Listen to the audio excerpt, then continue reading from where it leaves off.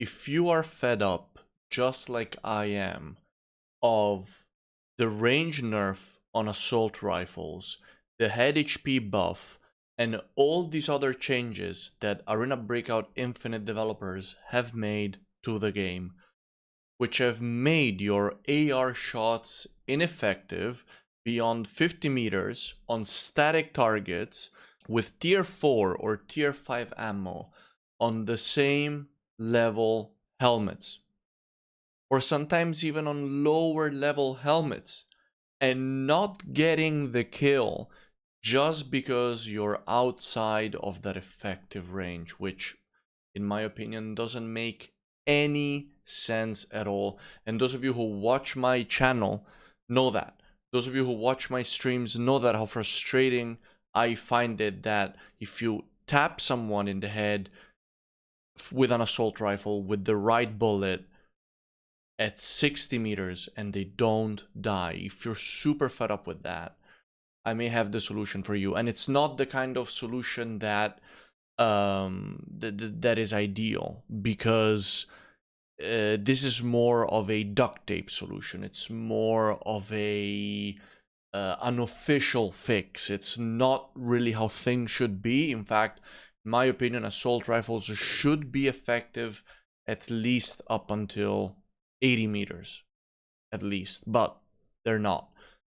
So if you, like me, are missing out on kills because you're not double tapping people in the head or triple tapping people in the head 80 meters away with an assault rifle, then watch this video, because this type of loadout that I'm about to show you will allow you to be effective at every range. You'll be able to do this. Oh, I think I just saw him. Yeah, 280. I killed him. I killed him. One down. One down. Nice. Heal. He's going towards you. Going towards you, Lorenzo. Yeah, I see him. I see him.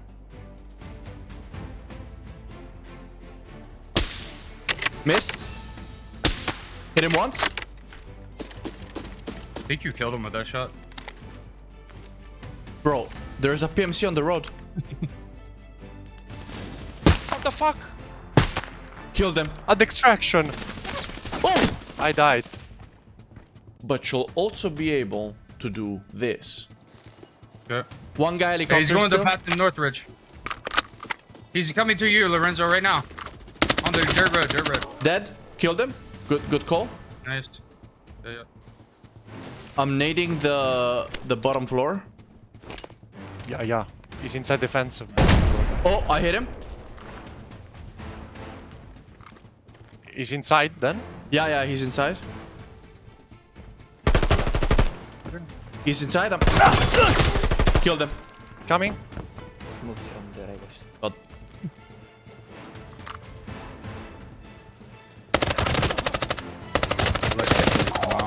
Killed Maybe one. you already killed both of T5, them. T5, motel. I'm going to support you, right? That's right, you might be wondering, you just showed us two different guns. That's because we're bringing both. That's right, guys. As you can see, I have been testing the double weapon loadout. Unfortunately, the reality with ArenaBreakoutInfinite is that there isn't a gun that does it all. Assault rifles have been very frustrating. As you can see, I've got an assortment of assault rifles in my stash, and their effective range for M4 it's 54 meters, AK-12 55, ACE-31 58, SCAR 48, RPK 53. Their effective range is just not there. So if you have a static target beyond that effective range and you shoot them in the head, they literally don't die. This is because their effective range of ARs has been nerfed in Season 1, and also because head HP has been buffed. So then what happens is that you tap them in the head, they don't die, they stand up and they run away, often going behind cover. It's difficult at range to hit 2 headshots. Now, if you're the kind of player that likes to rush into buildings and likes to play CQB, close quarter combat, then that's fine. But if you're someone who is a bit more tactical, a bit more stealthy, someone who doesn't mind mag dumping someone up close, but also who likes to tap people at a distance, AR is just not the most effective thing. So then you could go for something like an M110. M110 gives you effective range of 80 meters, and it hits like a truck. The problem is that outside of these 80 meters, still does not have that effectiveness to one tap unless you're using red ammo, which is super expensive. And also the problem with the M110 is that if you're running this and you get pushed up close, you have to tap fire, and oftentimes, since the rate of fire is only 300 RPM and it's a semi-automatic gun, you will lose to an assault rifle or a submachine gun if both people start shooting at the same time. The other thing with carbines, except for maybe the SVTU, is that they tend to be quite expensive. Now, you can build a very respectable M110 for 150k, especially if you buy it from Trader, but for what you're paying for an M110, you don't really want to be building a secondary gun next to it. Same goes for the SVDS, by the way, which has an effective range. I have one here. As you can see, it's got an effective range of 83 meters. Of course, a solution is run a bolt action sniper. The problem with bolt actions is that you're extremely squishy up close and you don't really have flexibility. If somebody is close to you, it's very, very hard to fight back. And against an AR or an SMG up close, you will almost always die. So then I thought, why the hell don't I just pair a bolt action with a submachine gun? Literally the best of both worlds.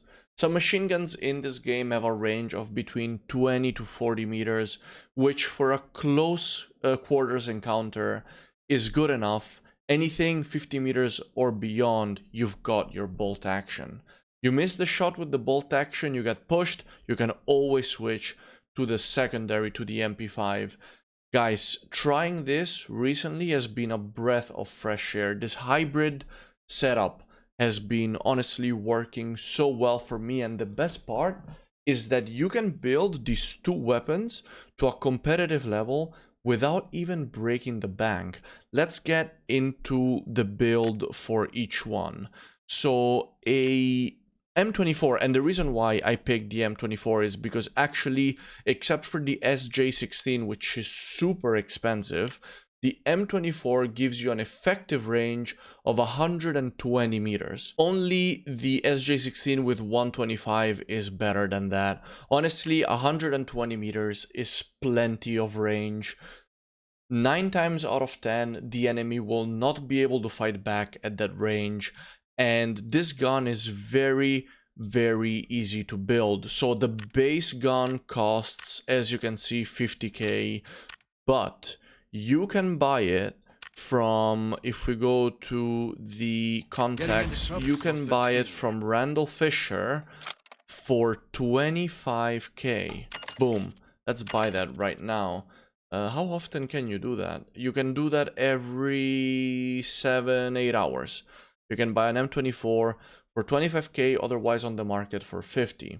The build that I use is very, very straightforward. I use a Mark 14 suppressor, well, to be fair, a scope of your liking. I usually go either for the 6x or the 7x, one or the other. Price is pretty similar between the two. Then I use a cheek pad for more recoil control and ergonomics, even though it's not necessary. And as you can see, the total price for this build is 100k coin. And that's even with all the bells and whistles. You don't really need a suppressor, you remove that. You don't really need a cheek pad, you remove that. You're at 67k for something that will kill with one shot to the head at 120 meters. As you can see, the base cost of an MP5 is only 26k. It's extremely cheap. But let's say already a build like this, which is suppressed, I mean, you can potentially change the muzzle attachment for something that'll give you better recoil, such as the 9mm muzzle brake. Or the dedicated lightweight muzzle brake. Arguably this one's even better. You can put whatever scope you like, but just pick like a cheap one, maybe a PK or something like this. Grips, I mean, the vertical grip is really good on the MP5. Something like this will set you back literally 50 to 80k depending on the market. Personally, this kit really fits my playstyle because I really enjoy being able to be flexible on the battlefield. And if you can relate to the struggles that I've been facing with assault rifles, you might really enjoy it as well. Now, armor, you can go whatever you want. Now, the nice thing with this build is that it fits very well with high tier armor. As you can see, like I've been running this with like a mix of T6 and T5 because both of these guns run premium ammo. So, you know, you could be running out with M61 or M62 for the M24 and 7 and 31 for the MP5 and absolutely shredding people whilst being a total tank. You're still relatively light as well at 31 kilos, or you could literally be running these guns with tier 3 armor on because these guns are not that expensive, and so it's also justifiable to run them with lighter and cheaper armor if you want to save money. It's also super flexible in terms of ammo. For the M24, what you want to do is bring one 5-round mag, that's my advice, either with M62 or M61. Bring spare ammo, but put it in your secure case. The thing is, when you're at range, you don't shoot a lot of bullets. In all the raids that I've done with this kit, you don't fire your M24 that much.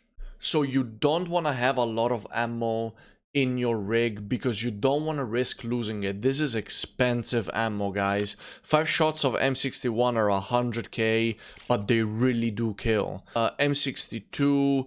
are a lot cheaper than that. They're about 40k, so I do really recommend bringing M62. The only thing is that you have to bear in mind is that they're tracer, so sometimes people can see where you're shooting them from. And for the MP5, I would do either 30 or 50 round mag. If you want to be on the safer side, run 50 round mag, and then I would go either 7 and 31 so that you can melt anybody, or dum-dum and shoot at the legs if you wanna go cheap. And that's all for this video, guys. I really hope that you enjoyed. Let me know if you try out this kit in the comments. Let me know how you like it. Make sure you leave a like and subscribe if you found this information useful. As always, shout out to the channel members. Don't forget to check out my membership options for special perks. Without further ado, I hope you have a great week, and I'll see you in the next one. See you in season 2 of ABI, guys. Take care.